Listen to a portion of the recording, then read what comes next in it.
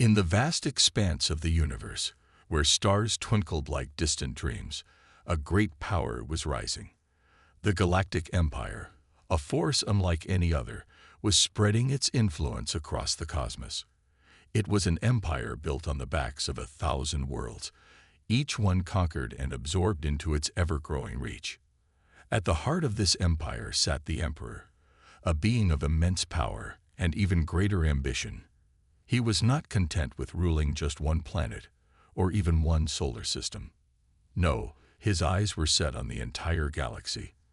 From his grand throne on the capital world of Zindar, he directed his forces to explore, conquer, and rule.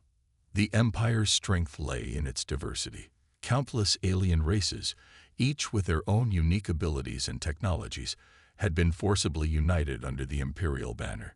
Some joined willingly, lured by promises of protection and prosperity. Others were given no choice, their worlds invaded and their people subjugated. The Imperial fleet was a sight to behold. Massive warships, each the size of a small moon, patrolled the space lanes. Sleek fighters darted between them, ever vigilant for any sign of rebellion. On the ground, armies of robotic soldiers marched in perfect unison, their metal feet clanking against the earth of 100 different worlds. But it wasn't just military might that made the Empire strong. Their technology was advanced beyond imagination. They had mastered faster than light travel, allowing them to cross vast distances in the blink of an eye. Their scientists had unlocked the secrets of gravity manipulation, terraforming, and even limited time manipulation. As the years passed, the Empire grew larger and more powerful. New races were discovered and quickly brought into the fold. Those who resisted were crushed without mercy. The Emperor's word was law, and that law now stretched across half the galaxy. Yet, for all their power, the Empire had never encountered a race quite like humans. It was on a routine exploration mission that the Imperial scout ship Stargazer first detected signs of advanced civilization in a previously unexplored sector.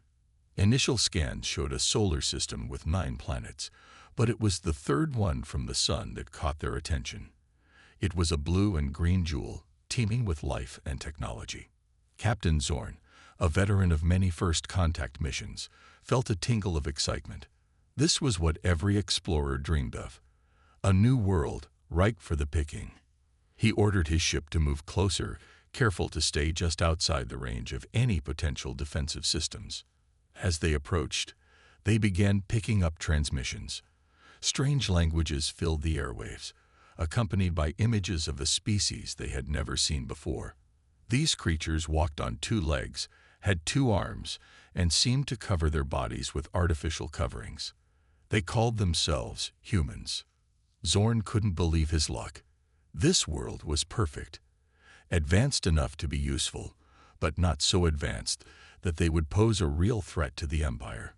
He quickly sent a message back to Zindar, informing the Emperor of their discovery. The response was immediate. A full invasion fleet was to be assembled. This Earth would be the Empire's newest conquest. But as Zorn watched the planet rotate slowly beneath him, he felt a strange sense of unease. There was something different about these humans. The way they moved, the way they built their cities, even the way they fought amongst themselves. It was unlike anything he had seen before. Little did he know that this unease was well-founded. For the humans of Earth were about to teach the Galactic Empire a lesson it would never forget. A lesson written not in the ink of diplomacy, but in the blood of war. The stage was set, the players were in position, and the galaxy held its breath, waiting for the inevitable clash between the unstoppable force of the Empire and the immovable object that was humanity. As the Galactic Empire's scout ship hovered silently in Earth's orbit, the planet below bustled with life, unaware of the looming threat. The year was 2045, and humanity had made great strides in technology and society, though not without its challenges. The blue planet was a patchwork of sprawling megacities, vast agricultural zones, and carefully preserved natural reserves. Gleaming skyscrapers stretched towards the sky, their solar panels glinting in the sunlight. Between them, Maglev trains zipped silently, carrying millions of passengers each day. In the countryside, robotic drones tended to vast fields of genetically modified crops, ensuring food security for the planet's 10 billion inhabitants. Offshore, massive floating cities harnessed the power of waves and wind, providing clean energy to the power-hungry world. But Earth was far from a utopia. Climate change had reshaped coastlines and weather patterns, forcing humanity to adapt. Many low-lying areas had been abandoned, their populations relocated to newly built inland cities. Deserts had expanded, while other regions experienced unprecedented rainfall and flooding. Society, too, had undergone massive shifts. The line between human and machine had blurred, with cybernetic enhancements becoming commonplace. Neural implants allowed instant access to the global information network, while artificial limbs often outperformed their biological counterparts. Governments had evolved as well. The old nation-states still existed, but much of the real power now lay with massive global corporations and decentralized online communities. The United Earth Council, a coalition of elected representatives from every corner of the globe, worked to address planet-wide issues and coordinate humanity's expansion into the solar system. For yes, humanity had taken its first steps into space. Colonies on the Moon and Mars were well established, if small. Automated mining operations in the asteroid belt provided a steady stream of rare metals and resources. A manned mission to Europa, one of Jupiter's moons, was in its final planning stages. Yet, for all their advancements, humans remained blissfully unaware of the vast galactic community that surrounded them. Their radio telescopes had detected no signs of intelligent life. Their probes had found no evidence of alien civilizations. As far as they knew, they were alone in the universe. This isolation had shaped humanity's outlook. They were curious, always pushing the boundaries of knowledge. But they were also cautious, aware of their vulnerability in the vast cosmos. Earth's militaries, while advanced by the planet's standards, were designed for terrestrial conflicts and limited space defense. The idea of a war among the stars was still the realm of science fiction. It was on a quiet Tuesday morning that everything changed. Dr. Emily Chen, lead researcher at the SETI Institute, was reviewing data from the latest deep space scans when she noticed an anomaly. A signal, unlike anything they had ever seen before, was coming from just beyond the orbit of Mars. At first, she thought it must be an error, but as she double and triple checked the data, her excitement grew. This was no malfunction. This was first contact. Within hours, the news had spread. Governments around the world went into emergency sessions. Social media exploded with theories and speculation. Religious leaders called for calm, while secretly wondering what this meant for their faiths. As the world held its breath, a message was broadcast on all frequencies, in all languages. It was simple, direct, and terrifying. People of Earth, we are the Galactic Empire. Your planet is now under our protection and control. Resist, and you will be destroyed. Comply, and you may live as productive members of our glorious empire. You have 24 hours to surrender your world leaders and disable your military forces. We await your response. The message was met with stunned silence, followed by an eruption of panic. Some called for immediate surrender, fearing the aliens' superior technology. Others demanded resistance, unwilling to give up their freedom without a fight. As the deadline approached, the leaders of Earth gathered in an emergency session of the United Earth Council. The fate of humanity hung in the balance. Would they surrender to this unknown threat, or would they fight against impossible odds? Little did the Galactic Empire know, they had just awakened a sleeping giant. Humanity, with its back against the wall, was about to show the universe why it should never be underestimated. The clock was ticking. The stars watched, and humanity prepared to make its stand. The United Earth Council chamber was in chaos. Representatives from every nation shouted over each other, their faces pale with fear and anger. At the center of the storm stood Admiral Sarah Chen, Earth's highest-ranking military officer. Silence. She roared, her voice cutting through the noise. The room fell quiet. "We have less than 12 hours to respond to the alien ultimatum. We need a decision, and we need it now." President Kamau of the African Union stood up. "We cannot possibly fight them. Their technology must be centuries ahead of ours. I say we negotiate." "Negotiate," spat General Vladimir Petrov of the Eurasian Alliance. "Did you not hear their message? They demand surrender, not talk." As the argument raged on, a young diplomat named Raj Patel cleared his throat. "What if we pretend to surrender?" All eyes turned to him. "We buy time, learn about their weaknesses, and strike when they least expect it." A murmur of consideration rippled through the room. It was risky, but it might be their only chance. Meanwhile, aboard the Imperial flagship Celestial Fist, Ambassador Zorn prepared for his mission to Earth. He had done this 100 times before. Go down, accept their surrender, establish Imperial rule. Simple. As his shuttle descended through Earth's atmosphere, Zorn allowed himself a small smile. Another easy conquest for the Empire. The shuttle landed in a large open area the humans called Central Park in their New York City. A group of humans in formal attire waited nearby, surrounded by what appeared to be primitive security forces. Zorn stepped out, his translators working overtime to process the cacophony of languages around him. He approached the group, noting their nervous expressions. "I am Ambassador Zorn of the Galactic Empire," he announced. "I am here to accept your surrender and begin the process of integrating your world into our glorious empire." A human female stepped forward. "I am President Maria Rodriguez of the United Earth Council. We accept your terms."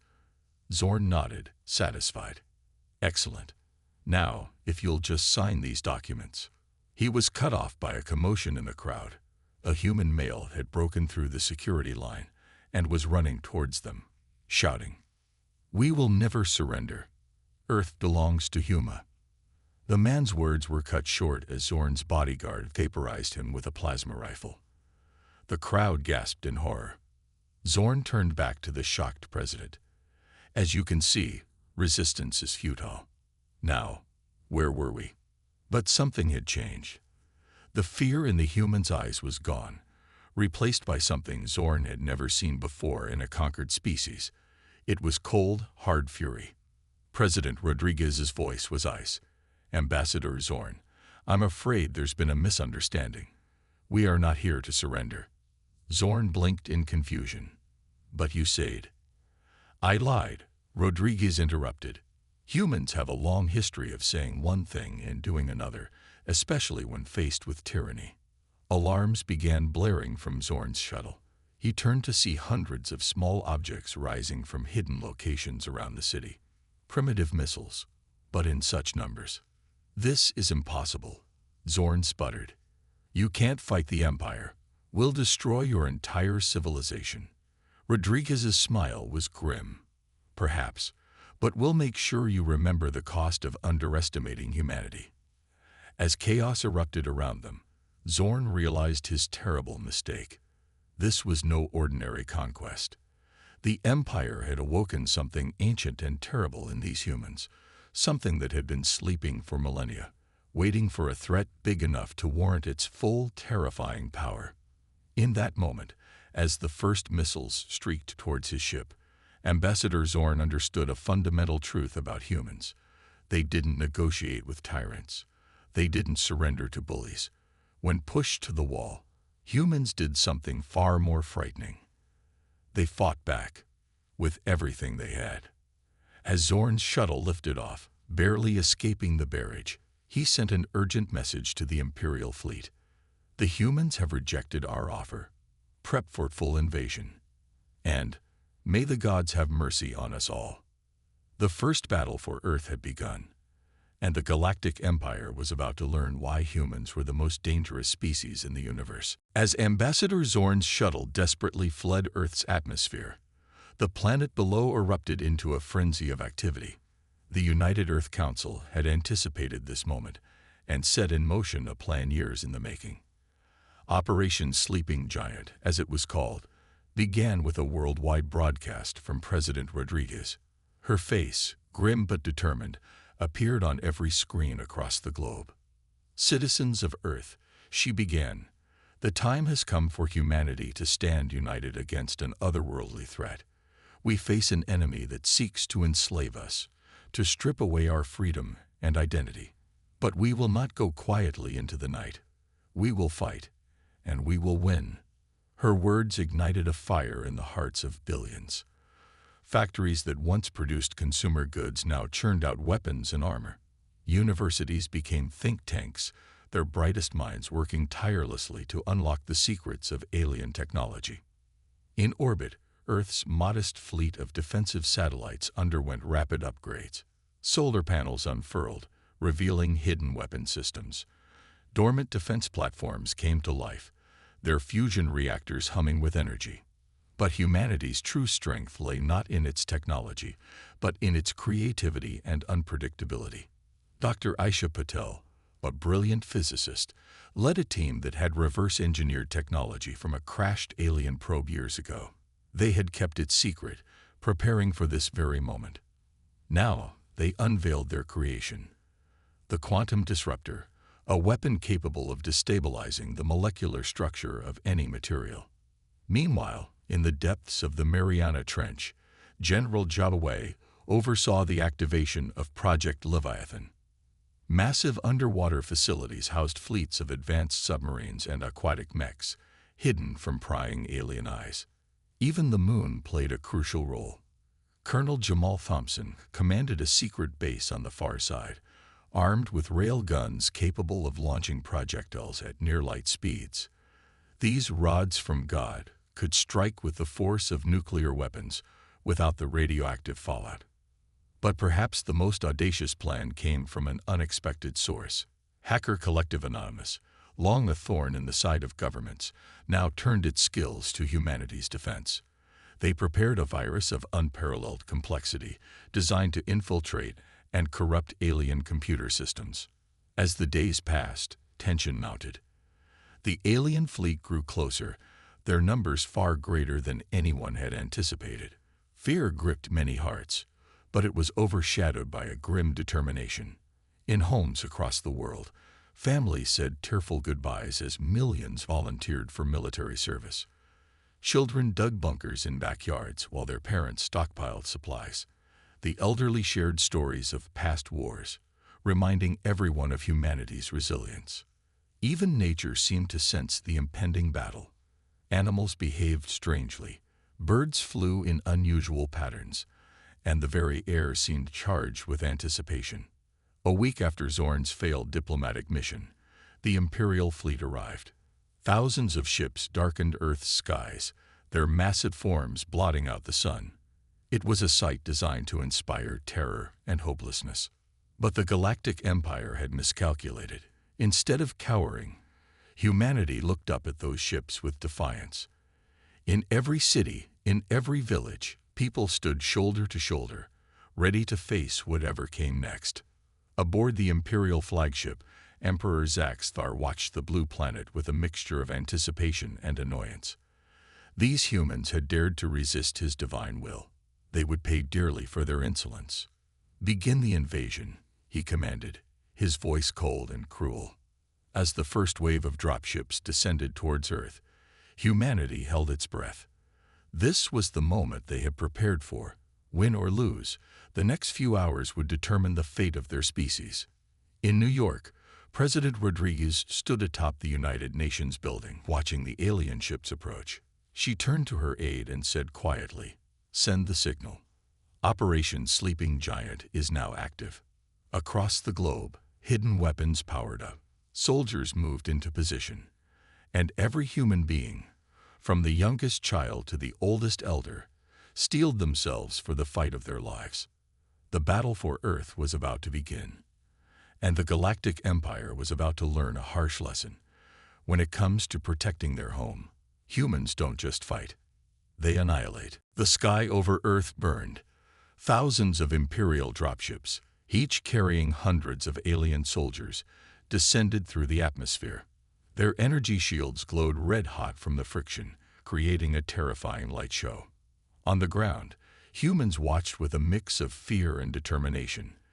This was the moment they had prepared for, but nothing could truly ready them for the sight of an alien invasion. As the first dropships neared the ground, Earth unveiled its first surprise. Hidden anti-aircraft guns, their barrels cooled by liquid nitrogen, opened fire. Hypersonic rounds, designed by Dr. Patel's team, punched through the alien shields like they were paper. Dozens of dropships exploded mid-air, raining debris and alien bodies onto the landscape below. The Imperial fleet, caught off guard by the effectiveness of Earth's weapons, hesitated. Emperor Zaxthar, watching from his flagship, growled in frustration. Impossible. Their technology should be primitive. But the humans were just getting started. In orbit, Earth's satellites sprang to life. What the aliens had dismissed as simple communication devices now revealed themselves as powerful energy weapons. Beams of concentrated solar energy lanced out, slicing through the smaller Imperial ships. Beneath the waves, General Zhao's Leviathan project made its move. Massive submarines, armed with electromagnetic pulse generators, targeted the largest alien ships.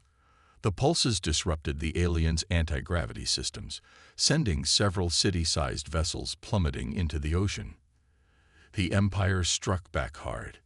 Energy beams from their capital ships carved glowing trenches across continents. Swarms of fighter craft engaged in dogfights with Earth's jets, filling the skies with explosions and falling wreckage. In New York, now a key battleground, the Statue of Liberty stood defiant. As alien troops landed in Central Park, they were met not just by soldiers, but by ordinary citizens armed with everything from advanced plasma rifles to simple baseball bats. Leading the charge was Captain Maria Alvarez, her voice carrying over the chaos.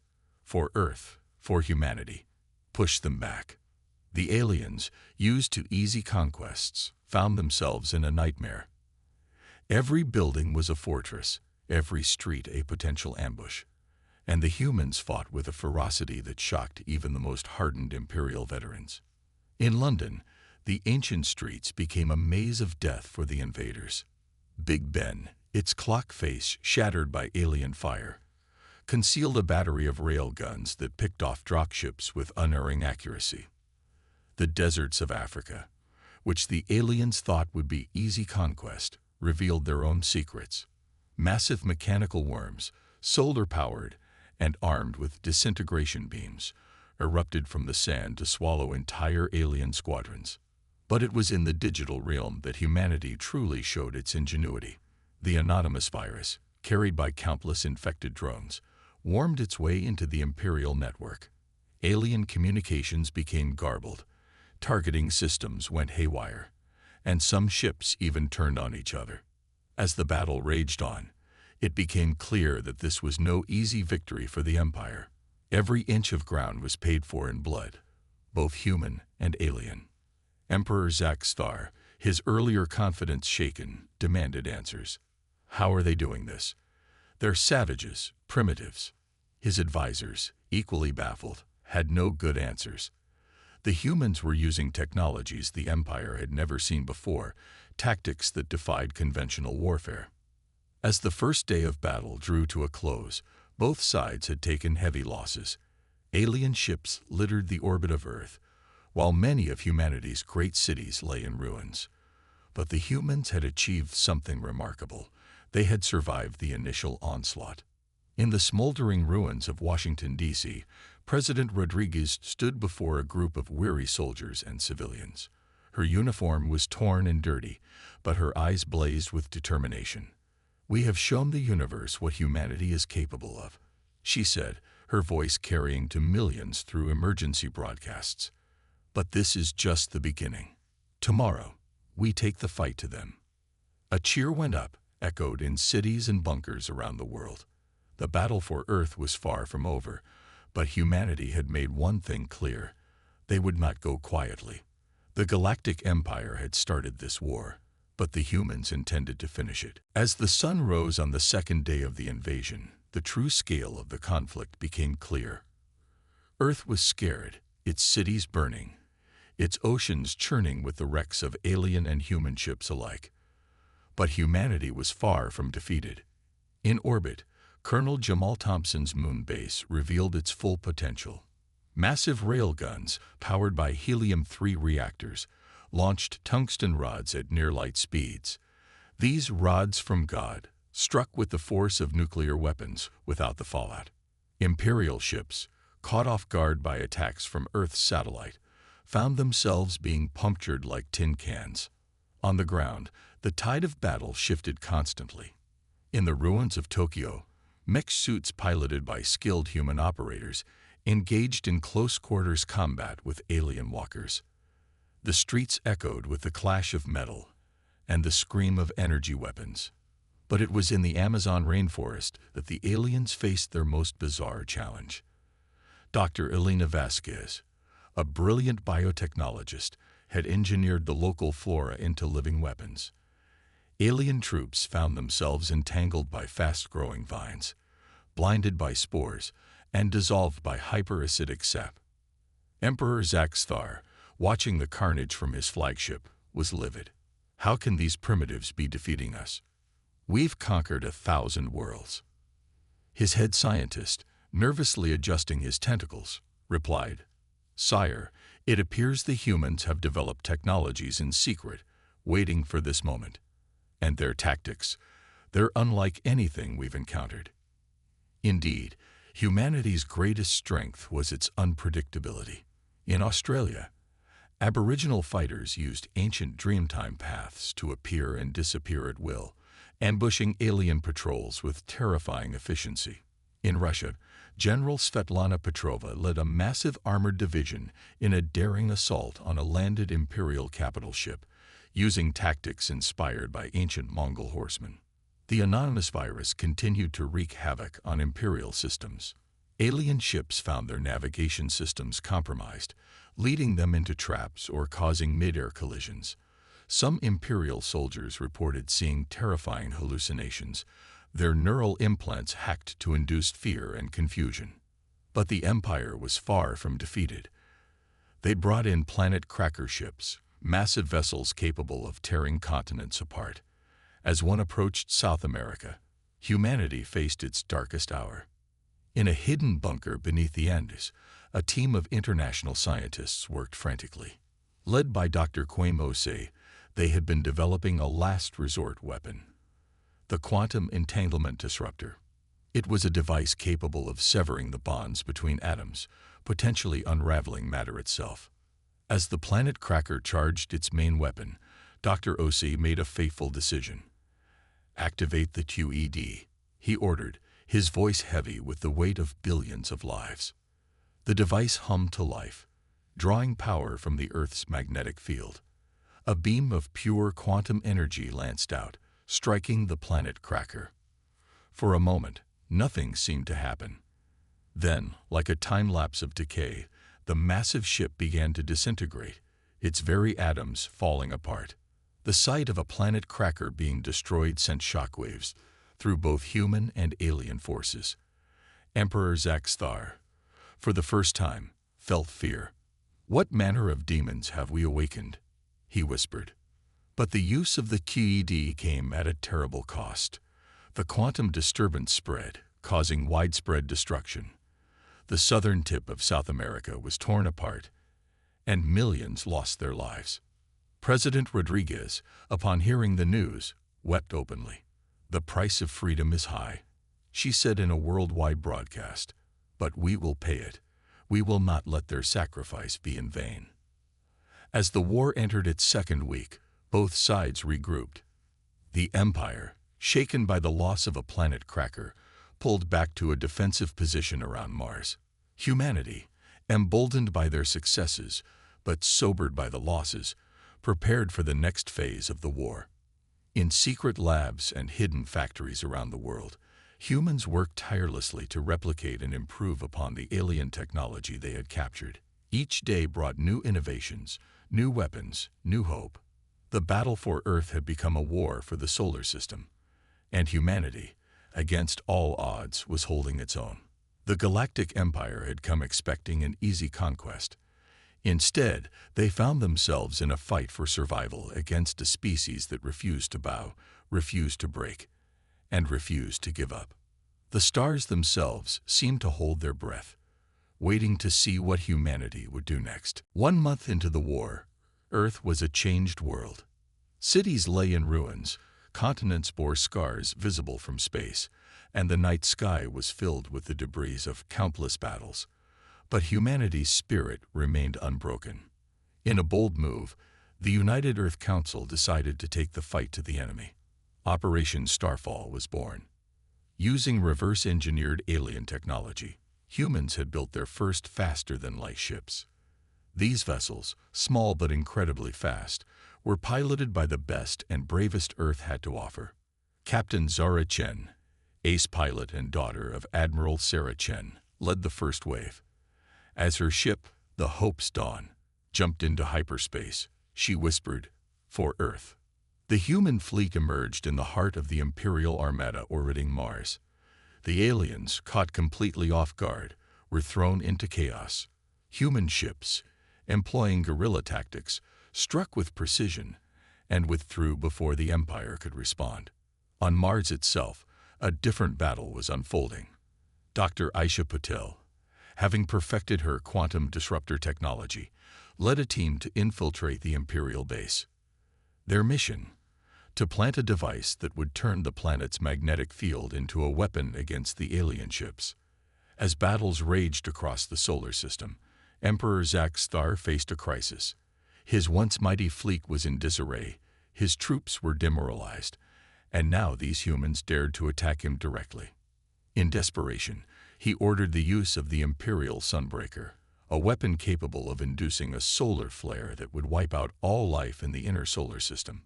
It was a last resort, one that would destroy Mars and his own forces, but he saw no other choice. As the Sunbreaker powered up, a tense race against time began. Dr. Patel's team, deep in the Martian base, worked frantically to activate their device. In space, Captain Chen led a suicide run against the Sunbreaker, hoping to disable it before it could fire. The fate of humanity hung in the balance. In that moment, the Anonymous Collective struck their final blow.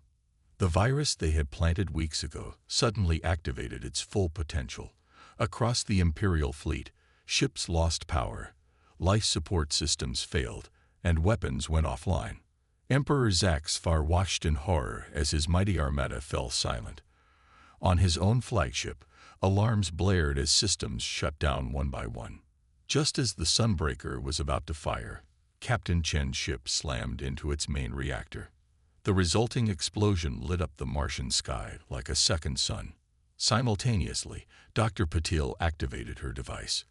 The Martian magnetic field pulsed, sending out waves of energy that shattered the remaining Imperial ships. As the dust settled, an eerie silence fell over the solar system. The mighty Galactic Empire, which had conquered 1,000 worlds, lay in ruins.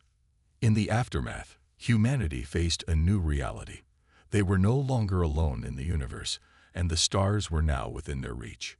President Rodriguez, addressing a weary but victorious Earth, spoke of the challenges and opportunities that lay ahead.